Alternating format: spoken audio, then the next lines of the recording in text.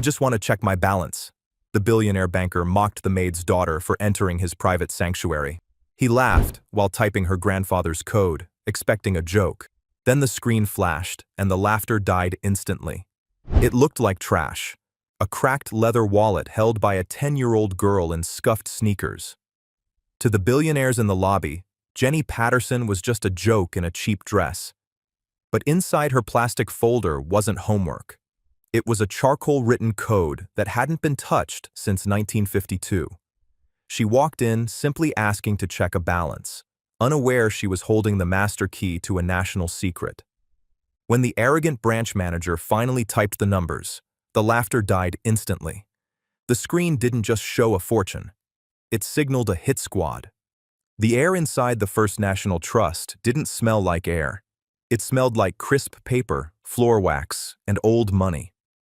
It was a cold, imposing scent that seemed to push against Jenny's chest as she pushed through the heavy revolving doors. She was small for her age, with blonde hair pulled back in a ponytail that had gone slightly crooked during the bus ride over. The lobby was vast. The ceiling soared 30 feet high, supported by pillars that looked like they had been stolen from a Roman temple. In the center of the room, men in gray suits stood in tight circles, speaking in low, serious voices. Women in elegant coats held purses that probably cost more than the car Jenny's mom drove. Jenny stopped near the entrance. Her heart hammered against her ribs like a trapped bird. She hugged the transparent plastic folder to her chest. Inside, a few papers shifted. She looked at the floor. It was polished so perfectly she could see her own reflection looking back up at her. She looked scared. "Don't be scared, Bug," a voice echoed in her memory. "You stand tall. You're a Patterson. We don't shake in front of anyone." Jenny took a deep breath. She inhaled the cold, expensive air and let it out slowly. She forced her chin up. She walked toward the main counter. The counter was a fortress of dark mahogany and brass. Behind it, bank tellers worked with quiet efficiency. They didn't look like the nice ladies at the grocery store. They looked like they were guarding the crown jewels. A security guard, a large man with a bored expression, stepped into her path before she could reach the velvet ropes. "Lost your parents, kid?" the guard asked. He didn't sound mean, just dismissive, like she was a stray cat that had wandered in. Jenny looked up at him. "No, sir. I'm here for business." The guard chuckled. It was a dry, crackling sound. "Business? The candy shop is 3 blocks down, honey. This is a bank, a private bank." "I know what it is," Jenny said. Her voice trembled, but only a little. "I need to see a teller." "Look," the guard sighed, hooking his thumbs into his belt. "We have clients here. Important people. You can't just—" "Is there a problem, Miller?" The voice was smooth, deep, and carried the weight of authority. A man stepped out from behind a glass partition near the back. He wore a suit that was tailored to fit him perfectly, a silk tie, and a gold watch that glinted under the chandelier lights. This was Robert Henderson, the branch manager. He was a man who prided himself on knowing the face of every millionaire in the city. He certainly did not know this girl. The guard straightened up. "Just a kid wandering in, Mr. Henderson. I was just escorting her out." Henderson looked down at Jenny. His eyes were cold, blue, and calculating. He scanned her in a second, the cheap coat, the scuffed shoes, the plastic folder. He categorized her instantly. Waste of time. "Where is your mother?" Henderson asked. He didn't lean down. He spoke from his height, making Jenny crane her neck. "She's working," Jenny said. "Then you should go find her," Henderson said, turning away. "This isn't a daycare." "I'm not here for daycare," Jenny said. Her voice was louder this time. It cut through the low hum of the lobby. A few heads turned. A woman in a fur coat paused her conversation to look over her sunglasses. Henderson stopped. He turned back slowly, a look of mild annoyance crossing his face. "Excuse me?" "I'm here to access an account," Jenny said. She stepped around the guard. She walked right up to the mahogany counter. The top of it was almost at her eye level. Henderson let out a short, sharp laugh. It wasn't a happy laugh. It was a laugh meant to make her feel small. An account, Henderson repeated, looking at the other customers to share the joke. Did you save up your allowance, sweetheart? The piggy bank exchange is at the community credit union across town. We require a minimum deposit here that, well, let's just say it's more than your neighborhood earns in a year. The woman in the fur coat giggled. A man in a blue suit smirked and shook his head. Jenny felt her face grow hot. She felt the sting of their eyes. They were looking at her like she was dirt on their shoes. She wanted to run. She wanted to turn around, push through the doors, and sprint until her lungs burned. Courage isn't about not being scared, Bug. It's about doing it anyway. She remembered her grandfather's hand. It was rough, calloused, and shook sometimes, but it was the strongest hand she had ever held.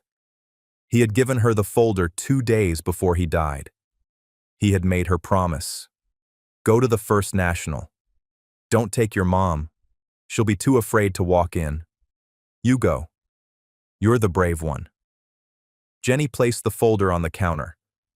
I have the information here. I want to check my balance. Henderson sighed. He walked over to the counter, leaning his elbows on it, looking down at her with a mix of pity and irritation. Listen to me, he said, his voice low. I don't have time for games. I have clients waiting who manage millions of dollars. You are disrupting the atmosphere. Now, take your homework folder and leave, or I will have security carry you out. It's not homework, Jenny said. She opened the plastic snap of the folder. I'm calling the police, the guard grumbled, reaching for his radio. Wait, Henderson said. He held up a hand. He was enjoying this, in a cruel way. He wanted to see what was so important that this little girl would brave a room full of sharks. Let's see what she has. Maybe she has a coupon she wants to redeem. More laughter from the lobby. The cruelty hung in the air, heavy and suffocating. Jenny reached into the folder. Her small fingers trembled as she pulled out 3 things. First, she placed an old, worn leather wallet on the counter. It was cracked with age. Second, she placed a birth certificate. Third, she placed a small, silver key. It was heavy and looked very old. Henderson looked at the items. He raised an eyebrow. A wallet? Is this a lost and found? It was my grandfather's, Jenny said. He said the account is in his name, but he left it to me. And who was your grandfather? Henderson asked, picking up the wallet with 2 fingers as if it might be dirty. A janitor? Did he win a scratch-off ticket? His name was James Patterson, Jenny said clearly. The name didn't register with Henderson. He shrugged. Patterson. We have a dozen Pattersons. Unless he was the Patterson who owns the steel mills, I doubt he has business here. He wasn't a steel man, Jenny said. He was a soldier. A soldier, Henderson scoffed. Thank you for his service, but veteran benefits are handled by the government, not by private wealth management firms. He pushed the wallet back toward her. Go home, kid. Jenny didn't move. She pushed the wallet back toward him. He said to give you the account number, she said. He said you have to check it. It's the law. Henderson's jaw tightened. He was losing patience. The audience in the lobby was starting to lose interest, returning to their conversations. He needed to end this. Fine, Henderson snapped. Give me the number. I will punch it in. The screen will say, account not found, or show a balance of $5, and then you will leave. Deal? Jenny nodded. Deal. She opened the wallet. Inside, on a yellowed piece of paper, was a string of numbers written in shaky charcoal pencil. She read them out loud. 4, 7, 2, Alpha, 0, 0, 1. Henderson typed the numbers into his computer terminal without looking at the screen. He did it aggressively, hitting the keys hard. There, he said, looking at her. I typed it. Now the system is searching. It will take a moment to realize you're wasting my time. Jenny stood on her tiptoes, trying to see the monitor, but the back of the computer faced her. She could only see Henderson's face. She watched him. She watched the arrogance in his eyes. She watched the smug little smile playing on his lips. "You know," Henderson said, leaning back in his leather chair, "my daughter is about your age. She's in a private academy right now. She knows better than to interrupt adults. Maybe your mother should invest in some etiquette lessons for you instead of sending you on wild goose chases." Jenny bit her lip. "My mom works hard. She cleans houses for people like you." Henderson laughed. "I'm sure she does, and she probably does a fine job. But that doesn't mean you belong in the bank." Suddenly, the computer let out a soft ping. "Ah," Henderson said. "The verdict is in." He spun his chair around to face the screen. He was ready to read out the error message. He was ready to make a witty comment and point to the door. "Let's see," he muttered. "Account holder, James Patterson. Status." His voice trailed off. Jenny watched his back. She saw his shoulders stiffen. He sat perfectly still for a moment. Then, he leaned forward. He squinted at the screen, as if he couldn't read the words. He tapped a key, then another.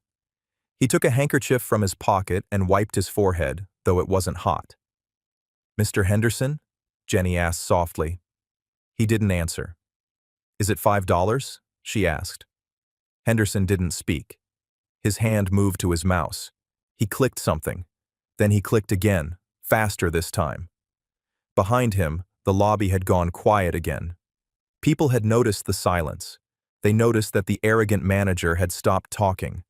They noticed the tension radiating from the man in the suit. "Is there a problem, Robert?" A man in a gray suit called out from the waiting area. Henderson ignored him. He was staring at the screen as if he had seen a ghost. Slowly, he turned his chair back around. His face was pale. The smug smile was gone, completely wiped away. In its place was a look of confusion and something else. Fear. He looked at Jenny, really looked at her. He looked at her worn-out sneakers. He looked at her cheap pink coat. He looked at her blonde pigtails. He swallowed hard. His Adam's apple bobbed. What did you say your name was?" Henderson whispered. His voice was hoarse. "Jenny," she said. "Jennifer Patterson." Henderson looked back at the screen, then at the guard. "Miller." "Yes, sir?" The guard stepped forward, reaching for Jenny's arm. "I'll take her out now." "No!" Henderson shouted. The shout echoed off the marble walls. Everyone in the bank froze. The tellers stopped counting cash. The customers stopped talking. The guard jumped back, startled. "Don't touch her," Henderson said, his voice trembling. He stood up. He walked around the counter. He didn't walk with his usual swagger. He walked quickly, nervously. He stopped in front of Jenny. He knelt down on one knee. He didn't care about his expensive suit touching the floor. He needed to be at eye level with her. "Jenny," Henderson said. He sounded out of breath. You said you wanted to check the balance?" "Yes," Jenny said. "Grandpa said I had to." "Did your grandfather—" Henderson paused, licking his dry lips. "Did he tell you what was in this account?" "No," Jenny said. "He just said it was for the rainy days. He said he saved it from before the war. And after." Henderson let out a shaky breath. He looked back at his computer screen, which was still glowing with the numbers he couldn't comprehend. "Miller," Henderson said, without looking away from Jenny. "Close the front doors." "Sir?" the guard asked, confused. "It's 2 p.m. We're open until—" "I said close the doors," Henderson snapped. "Lock them. Put the sign up. No one enters. No one leaves." A ripple of shock went through the room. Clients began to murmur. "Mr. Henderson, this is highly irregular," the woman in the fur coat said, stepping forward. "I have an appointment." "Your appointment is canceled, Mrs. Galloway," Henderson said, standing up. He looked at the room of wealthy, powerful people. "All appointments are canceled. Everyone needs to clear the floor. Please wait in the reception lounge." "You can't be serious," a businessman argued. "I am deadly serious," Henderson said. He turned back to Jenny. His hands were shaking slightly. "Jenny, please," he said, gesturing toward a heavy oak door behind the teller line. The door that had a golden plaque reading Private Client Services. "Will you come with me? We need to verify some documents." Jenny clutched her folder tighter. "Can I see the screen first?" Henderson hesitated. He looked at the monitor. Then he looked at the 10-year-old girl. "I don't think—" he started, then stopped. "Okay, come here." He guided her around the counter. The tellers parted like the Red Sea, staring at the girl in the dirty sneakers. Jenny walked up to the desk. She looked at the screen. It was a black screen with green text, old-fashioned looking. At the top, it said, "Master Account, Patterson, James F., Colonel." Below that were lists of investments, bonds, gold reserves, land deeds, and at the bottom, in bold green letters, was the total available balance. Jenny read the number. She blinked. She read it again. She didn't know how to say a number that big. She knew thousands. She knew millions. She had heard of billions on the news. But this number had too many commas. "Is that—" Jenny whispered. "Is that real?" "It's real," Henderson said softly. "It's very real." "That's a lot of rainy days," Jenny said. "Miss Patterson," Henderson said, his voice respectful, almost terrified. "This isn't just a bank account. This is a national reserve level of liquidity. This account hasn't been touched since 1952. He looked at the old wallet on the desk. "Who was your grandfather?" Henderson asked again. But this time he wasn't mocking. He was begging for an answer. "Who was he really?" Jenny touched the screen gently. "He was just Grandpa," she said. "But sometimes men in black cars would come to our porch and salute him." Henderson's face went pale. "Men in black cars?" "Yes," Jenny said. "They called him the Architect." Henderson grabbed the edge of the desk to steady himself. He knew that name. Every banker who studied the history of the post-war economy knew rumors of that name. The Architect, the man who rebuilt the shadows. And here was his granddaughter, wearing a coat that cost $20, holding the key to an empire. "We need to make a call," Henderson said. "We need to call the board of directors. And we probably need to call the Pentagon." Jenny looked up at him. "I just want to know if I can take out $50. Mom needs groceries." Henderson looked at her, and for a second, he almost laughed. But it wasn't a mean laugh this time. It was the laugh of a man who realizes the absurdity of the universe. "So, $50, Henderson whispered.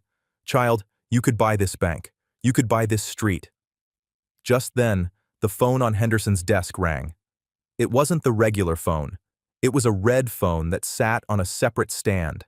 A phone that Jenny had never seen ring in any movie. Henderson stared at it. He didn't want to pick it up. "Answer it," Jenny said. "Grandpa said people would call." Henderson reached out a trembling hand and lifted the receiver. "This is Henderson," he squeaked. He listened for a moment. His eyes went wide. He looked at Jenny with pure horror. "Yes, sir," Henderson said. "She's here. Yes, sir. No, sir. No one has seen the screen except me. And her." He listened again.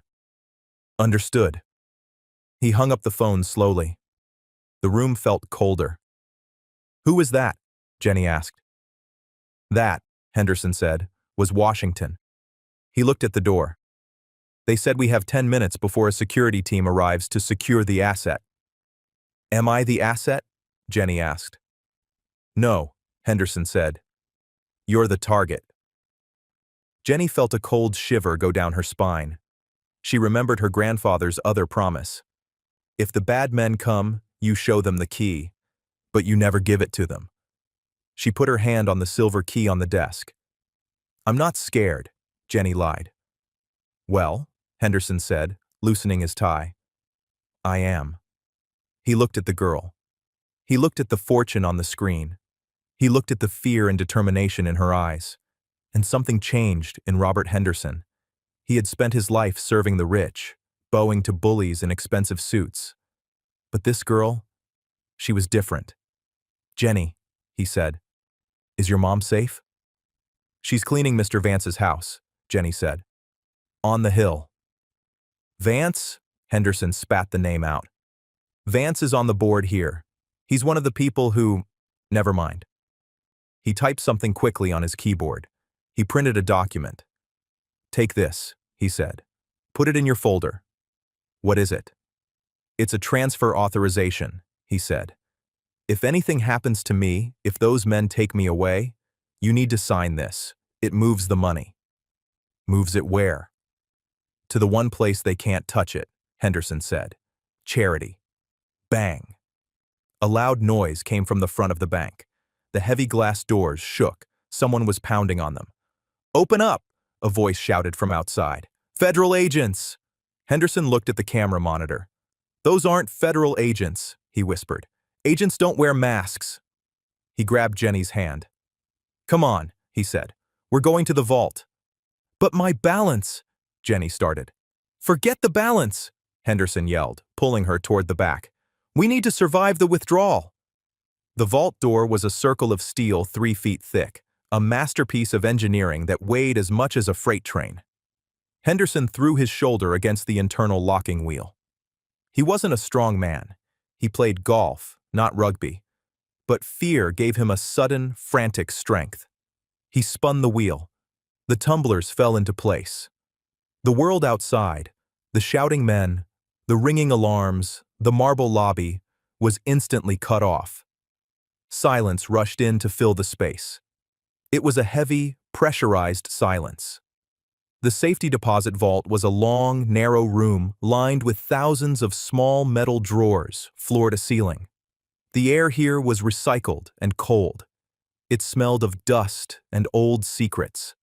A single strip of fluorescent light flickered overhead, casting long shadows. Henderson leaned his back against the steel door, sliding down until he hit the floor. He loosened his silk tie until it hung limp around his neck. His chest heaved. "They can't get in," Henderson wheezed, trying to convince himself. "Not without a thermal lance. It takes hours." Jenny stood in the middle of the aisle. She hadn't dropped her folder. She looked at the rows of boxes, then at the terrified man on the floor. "Mr. Henderson?" she asked. He looked up, wiping sweat from his upper lip. "Yes?" "You lost a shoe." Henderson looked down. His left foot was clad in a black dress sock. His expensive Italian loafer was back in the lobby, probably being stepped on by the men in masks. He let out a short, hysterical chuckle. "So I did. That was a $600 shoe."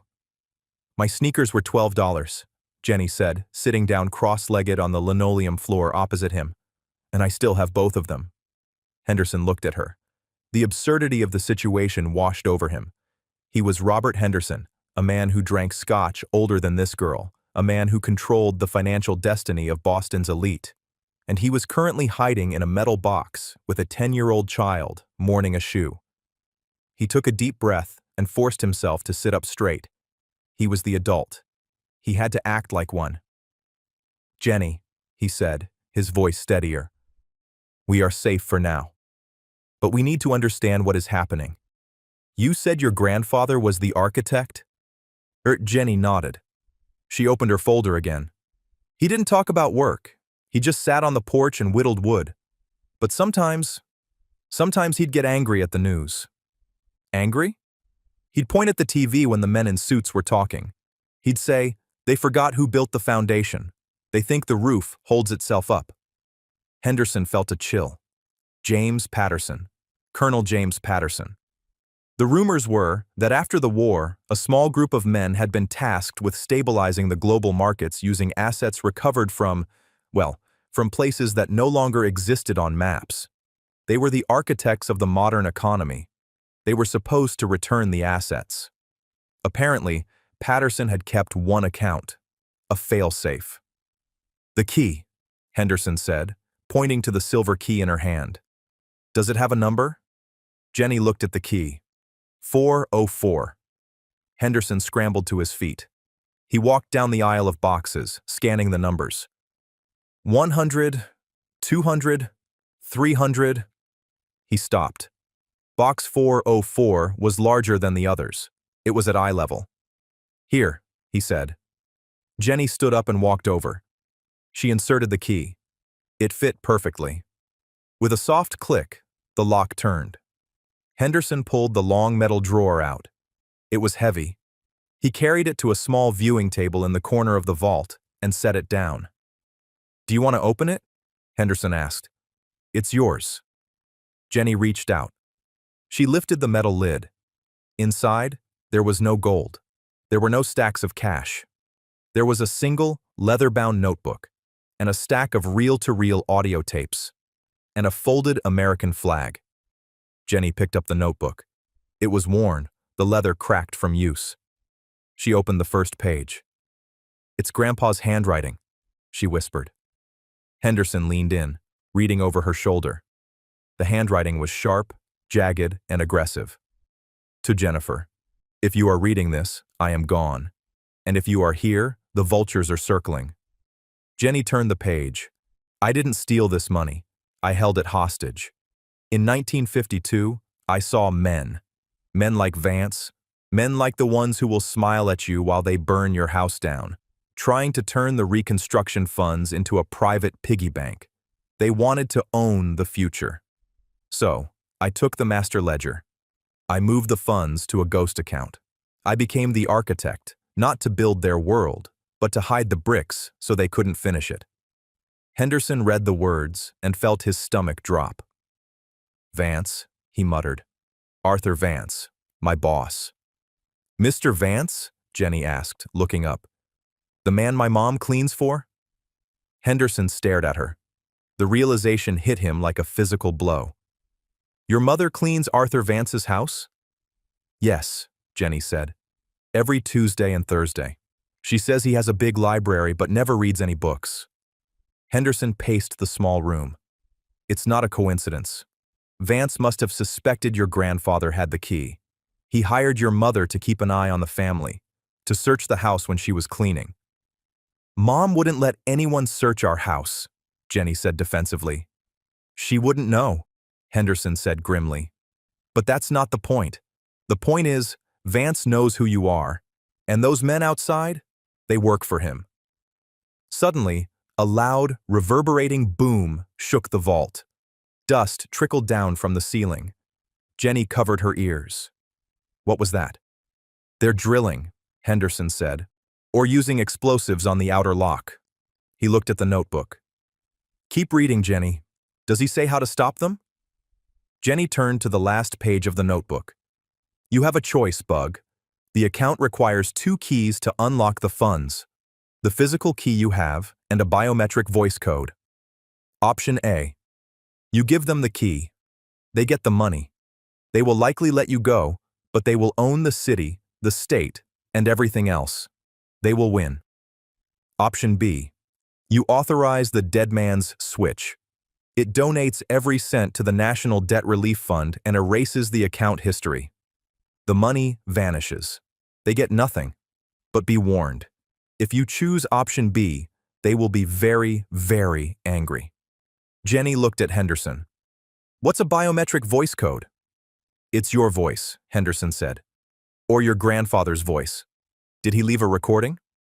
"No," Jenny said. She touched her throat. He said I had his voice." Henderson looked at the interface on the vault wall. It was an old intercom system, connected to the bank's mainframe. "The system is listening," Henderson said. "It's waiting for a command." Boom! The second explosion was louder. The steel door groaned. XT, First National Trust, Street, Day. The street outside the bank was a circus of flashing lights. Police cars had blocked off the avenue, but they were being held back by black SUVs. Men in tactical gear, who did not have police written on their backs, had formed a perimeter. A beat-up station wagon screeched to a halt at the police barricade. Smoke billowed from its exhaust pipe. The driver's door flew open, and a woman jumped out. She was wearing a faded gray cleaning uniform and a coat that was too thin for the weather. Her hair was messy, her face frantic. This was Susan Patterson, Jenny's mom. She ran toward the line of officers. "My daughter!" she screamed. "My daughter is in there!" A police officer stepped forward, holding up a hand. "Ma'am, you need to step back. This is a federal situation." "I don't care who it is," Susan yelled, trying to push past him. She was small, but she had the ferocity of a cornered lioness. "She's 10 years old. She went in there to run an errand. Let me through." "Ma'am, please," the officer said, grabbing her arm. "Let her go, officer." A man in a trench coat walked over from the black SUVs. He had silver hair and a smile that didn't reach his eyes. He looked like a grandfather, but he smelled like expensive cologne and gunpowder. This was Arthur Vance. Susan froze. She recognized him. He was the man whose toilet she scrubbed, the man whose silver she polished. "Mr. Vance?" she gasped. "Mr. Vance, you have to help. Jenny is inside." Vance nodded sympathetically. He signaled the officer to release her. "Susan?" Vance said smoothly. "I had no idea it was Jennifer inside. What a terrible misunderstanding." "Please," Susan wept, grabbing the lapels of his coat. "Tell them to stop.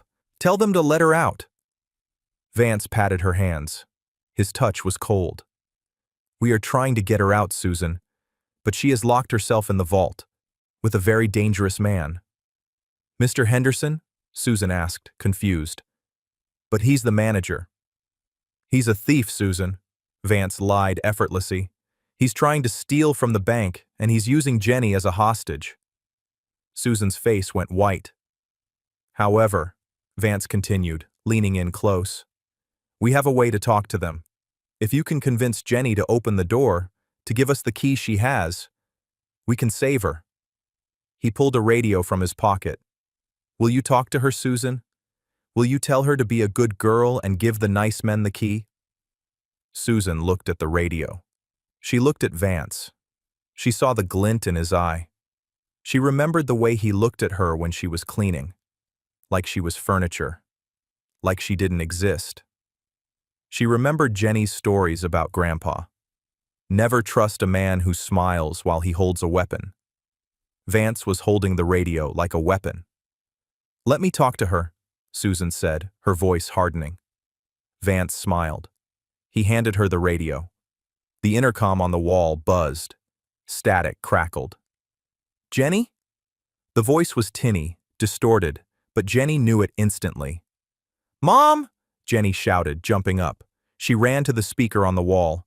"Mom, I'm here!" Henderson moved closer, listening intently. "Jenny, baby, are you okay?" Susan's voice came through, trembling with tears. "I'm okay, Mom. Mr. Henderson is with me. We're safe." "Listen to me, Jenny," Susan said. "Mr. Vance is here. He says if you open the door and give them the key, you can come home. We can go get ice cream. Just you and me, like normal." Jenny looked at the silver key in her hand. She looked at the notebook. "Mom," Jenny said, "Mr. Vance is the bad man. Grandpa wrote about him." There was a pause on the line. Outside, Vance glared at Susan, his finger hovering over the cut button on the radio. He whispered to her, "Tell her to open the door, Susan, or you lose your job, you lose your house, you lose everything." Susan held the radio. She looked at the bank, a fortress of stone. She thought about the years of scrubbing floors, the years of eating expired canned food so Jenny could have fresh fruit. She thought about her father, the colonel, who died in a chair on their porch because they couldn't afford a better hospital. She looked at Vance. She saw the greed. Susan Patterson straightened her back. She took a breath. "Jenny?" Susan said, her voice ringing out clear and strong. "Yes, Mom?" "Don't you open that door." Vance's eyes went wide. He lunged for the radio. "Don't you give them a single thing," Susan screamed into the microphone. "Burn it, Jenny! Burn it all!" Vance snatched the radio and smashed it against the hood of the car. He backhanded Susan across the face, sending her stumbling into the arms of the police officer. "Arrest her!" Vance roared, losing his composure. She's an accomplice! As the police dragged a screaming Susan away, Vance turned to his tactical team leader. Blow the door! Vance snarled. I don't care if you have to level the building. Get me that key! The silence returned, but this time it was electric. Jenny stared at the speaker. Her cheek was wet with tears, but her eyes were blazing. Her mother, the woman who always apologized for taking up space, had just declared war. Henderson was staring at the speaker too. He looked at Jenny with a new expression. It was awe. Your mother, Henderson said softly, is a terrifying woman.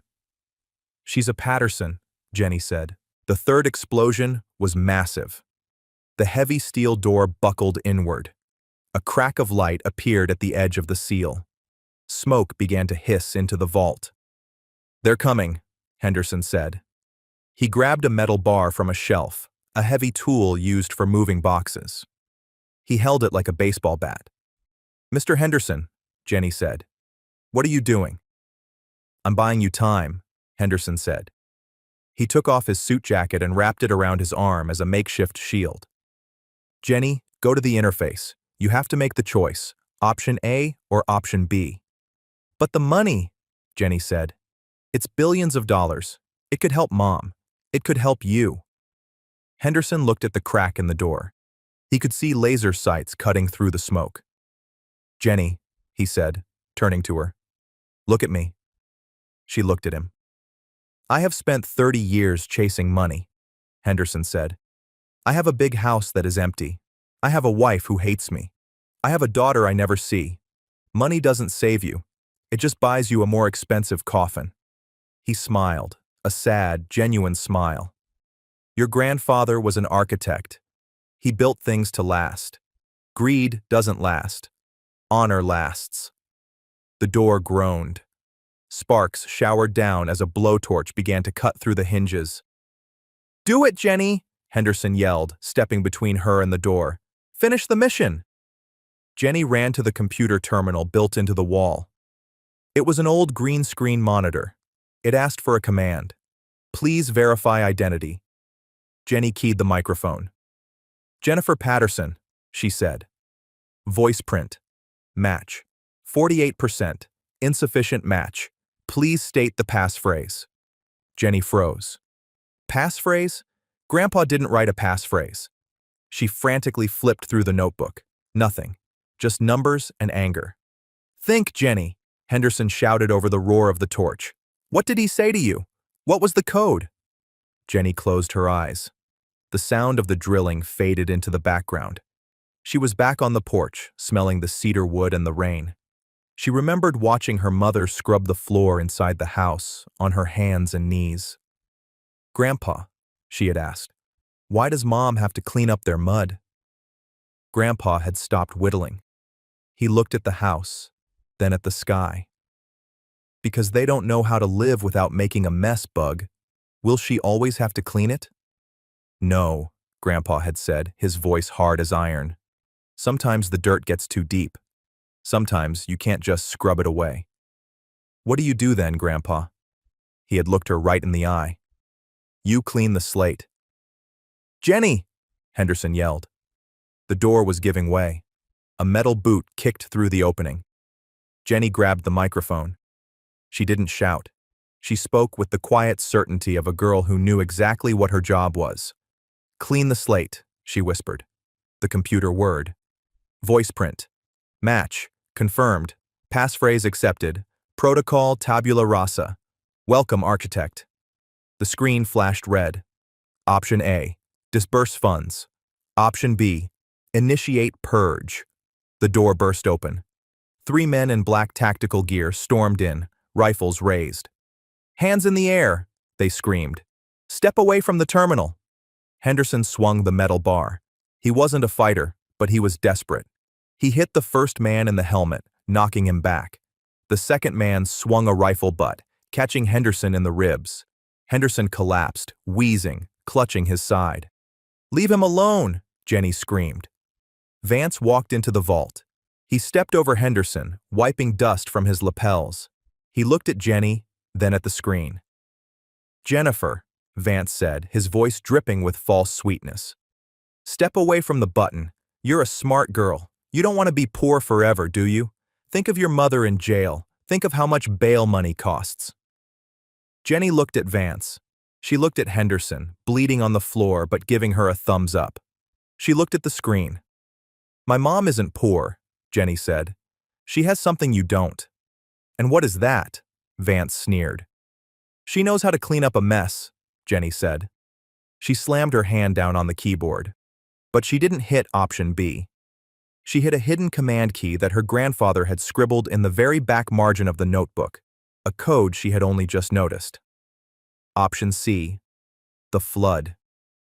The silence that followed the keystroke was heavier than the steel door. Vance stared at the screen. The red text of option C.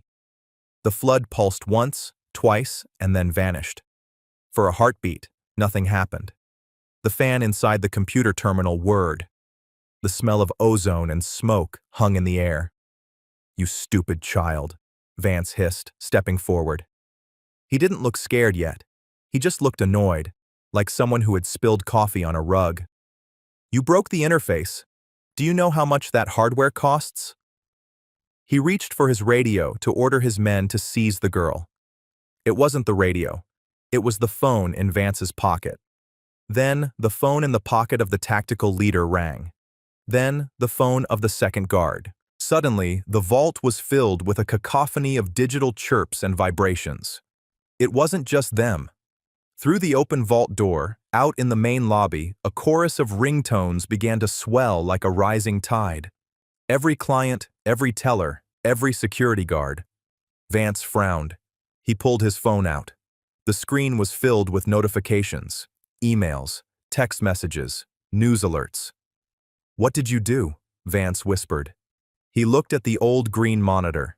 Text began to scroll. Fast. Waterfalls of white text on black background. Transferring asset, Gold Reserve 44A to National Teachers Pension Fund. Transferring asset, Land Deed Sector 7 to Public Domain Conservation. Uploading file. Vance Offshore Ledger to New York Times, Washington Post, Interpol. Vance's knees buckled. He grabbed the edge of the table, his face turning the color of ash. No, he gasped. Stop it! Unplug it! It's too late, Henderson groaned from the floor. He was clutching his ribs, but his eyes were bright, filled with a grim satisfaction. You can't unplug a flood, Arthur. What is this? Vance screamed, pointing at the screen. That's my private ledger. That's confidential client privilege. Grandpa called it turning on the lights, Jenny said calmly. She stood with her hands by her sides, looking small but immovable. He said cockroaches hate the light. Vance lunged at her. You little... Sir! The tactical leader grabbed Vance's shoulder, holding him back. Sir, we have a problem. My command just messaged me. They're aborting the contract. They say our accounts have been frozen. I pay you! Vance shrieked. I own you! Check your balance, sir, the guard said coldly. Vance looked at his phone. He opened his banking app. He tapped the screen with trembling fingers. Balance. $0. Status. Seized. Evidence locker number 404. It's gone, Vance whispered. It's all gone. Not gone, Jenny corrected him. Moved to people who need it. Sirens wailed outside. Not the polite chirps of police cruisers keeping traffic away. These were the heavy, insistent sirens of federal transport trucks. Henderson chuckled. It hurt to laugh, but he couldn't stop. That phone call I made earlier? Henderson wheezed. To Washington? They said they'd send a containment team. I thought they meant for the money. He looked at Vance, who was staring at his phone in catatonic shock. Turns out, Henderson said, they were coming for the evidence, and you just gave it to them. The tactical team lowered their weapons. They were mercenaries. They didn't fight for free, and they certainly didn't fight for a man who had just been exposed as the biggest embezzler in state history on every news channel in the world. Vance looked around the room. He looked at the guards stepping away from him. He looked at the open vault door. He looked at Jenny. For the first time, He didn't see a maid's daughter. He saw the colonel. He saw the architect. "You ruined me," Vance whispered. "I am a pillar of this community." "You're a termite," Jenny said, "and we just fumigated the house." The scene outside was chaos, but of a different kind. The terrifying perimeter of black SUVs had been breached by news vans. Cameras flashed like lightning. Reporters were shouting, microphones thrust into the air. The front doors of the bank opened. The crowd went silent. First came the tactical team, hands zip-tied behind their backs, led by grim-faced federal marshals. Then came Arthur Vance. He wasn't walking with his usual confident stride. He was handcuffed, his expensive coat draped over his head to hide his face from the cameras. But the cameras found him. They captured the image of the billionaire being led away like a common thief. Then, a pause. A paramedic team wheeled a stretcher out. Robert Henderson lay on it, an oxygen mask over his face. He looked pale, but as he passed the cameras, he did something Robert Henderson had never done in his career. He gave a peace sign. And finally, walking behind the stretcher, holding the hand of a frantic, weeping woman in a gray cleaning uniform, was Jenny. She still held the plastic folder. She still wore the scuffed sneakers. "Jenny?" Susan sobbed, dropping to her knees on the sidewalk and pulling her daughter into a crush of an embrace. "Oh God, Jenny, I thought I lost you." Jenny buried her face in her mother's shoulder. The adrenaline finally broke. She wasn't the architect anymore. She wasn't a soldier. She was just a 10-year-old girl who had a very long day. "I'm okay, Mom," she cried. "I'm okay." The reporters surged forward, held back by the police line. "Jennifer! Jennifer! Is it true you released the files? Miss Patterson, how much money was in the account? What do you have to say to the banks?" Jenny looked up. She wiped her eyes with her sleeve. She looked at the cameras, at the flashing lights, at the city skyline that loomed over them. She remembered Henderson's words. "Greed doesn't last. Honor lasts." She looked at the nearest microphone. "I just wanted to check my balance," she said into the silence. "But the machine was broken, so I fixed it." The room was quiet. A detective sat across the table. He looked tired. There was a coffee cup in front of him and a thick stack of papers. Susan sat next to Jenny. She held Jenny's hand so tight her knuckles were white. "Technically," the detective said, rubbing his temples, "what you did constitutes computer fraud, unauthorized access of a federal database, and, well, causing a panic." Susan stiffened. "She's a child. She was coerced." "I know," the detective said. He sighed.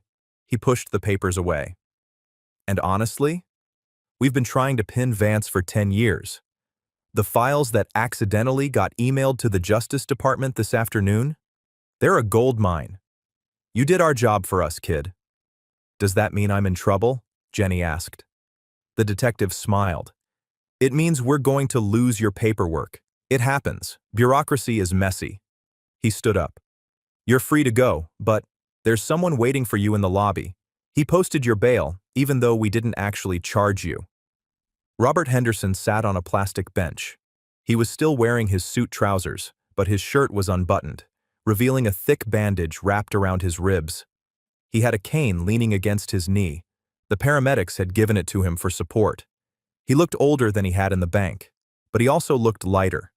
The weight of the pretension, the arrogance, the need to impress, it was gone. When he saw Jenny and Susan walk out, he struggled to stand up. "Mr. Henderson," Susan said, rushing forward to help him. "You shouldn't be up." "I'm fine, Susan," he said, waving her off gently. "Just a bruised rib and a bruised ego. Both will heal." He looked at Jenny. He reached into his pocket and pulled out the old leather wallet. "The police gave me my effects back," Henderson said. "But they found this in the vault.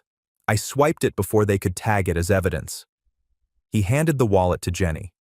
"It's empty," Jenny said. The money is gone. The account is empty, Henderson corrected. The wallet, well, that's an heirloom. A reminder. He looked at Susan. Mrs. Patterson, I owe you an apology. For how I treated you. For how I treated everyone. I was a small man in a big chair. Susan looked at him. She saw the sincerity in his eyes. You saved my daughter, Robert, she said, using his first name. That makes you a giant in my book. Henderson blushed. He actually blushed. I've been fired, of course, he said with a wry smile. The bank doesn't look kindly on managers who help clients liquidate the entire reserve, and I suspect I'll be testifying in court against Vance for the next 5 years. What will you do? Jenny asked. Well, Henderson said, looking at the ceiling. I was thinking about that. The flood protocol moved a significant portion of the funds to a new charitable trust, the Patterson Architect Foundation. It needs a director, someone who knows how to manage money but no longer loves it. He looked at Jenny. I don't suppose you'd mind if I applied for the job.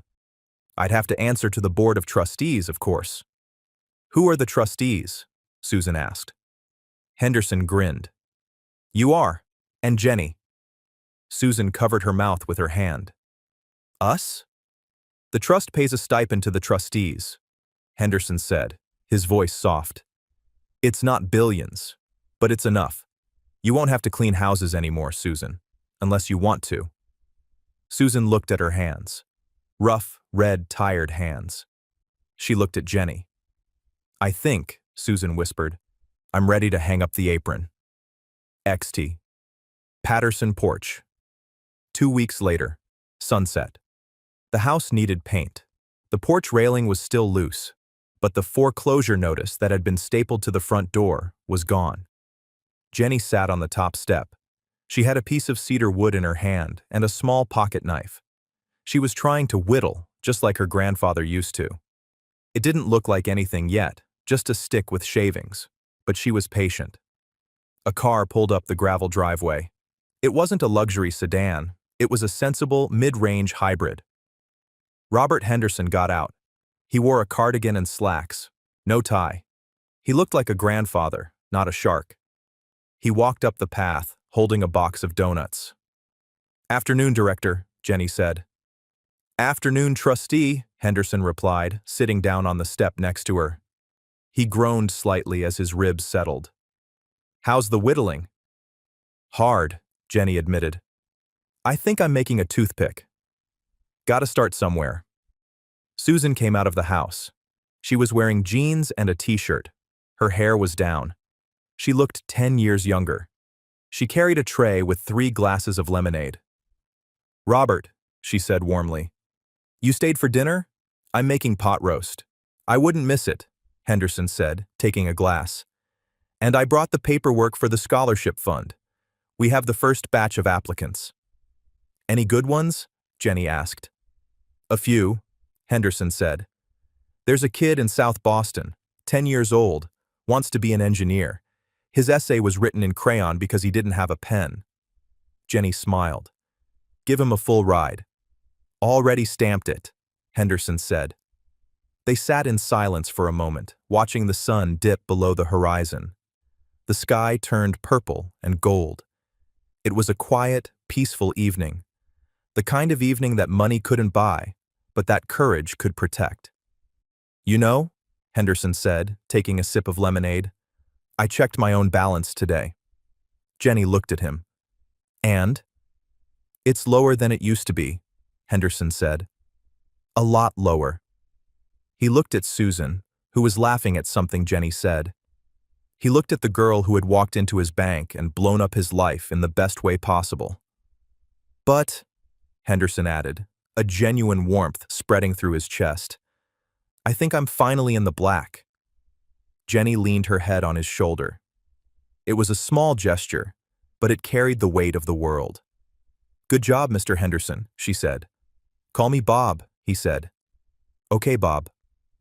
The wind rustled through the trees. Somewhere, far away, sirens wailed in the city, chasing bad men.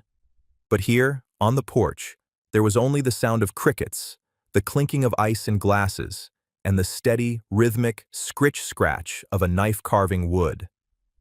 The architect had built the foundation, but his granddaughter was building the home.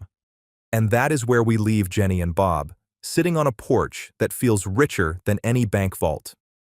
I hope this story reminded you that real value isn't always found on a screen. Sometimes it's found simply in standing tall when you're scared. I'd love to know where you were while this unfolded. Were you relaxing after a long shift, or maybe enjoying a quiet moment like Jenny's final sunset? Let me know in the comments. I read every single one. If this story moved you, please hit like and subscribe to help us keep building this library of tales. Your support truly helps us stay in the black. Thank you for spending this time with us.